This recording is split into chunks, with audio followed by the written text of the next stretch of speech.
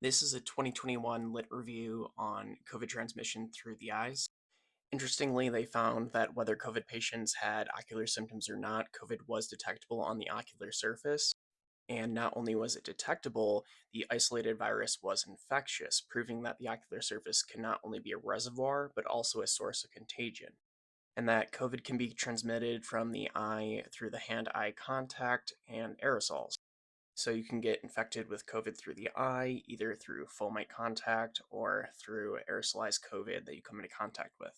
And it then transfers to other systems through the nasolacrimal route, which again is this drainage passage from the tear ducts into the nasal passageway.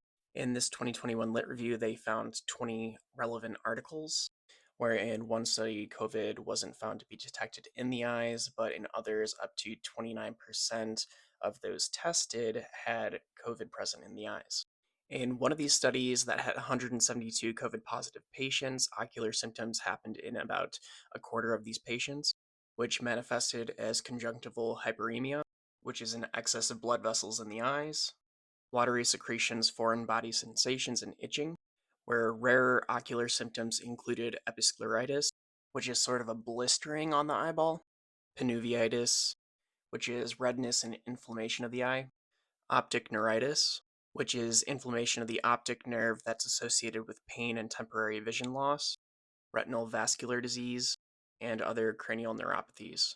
So, already back in 2021, it was already proven that COVID can reside on the ocular surface, that it can exist on the surface of the eye.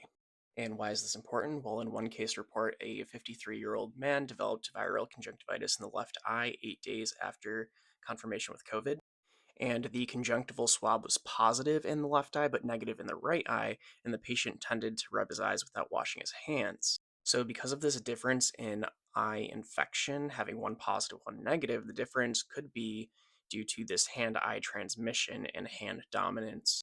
So, ultimately, the eyes can serve as both a reservoir and a source of contagion for COVID, where there is a risk that the eyes can be infected with COVID through either hand eye contact or interaction with aerosols.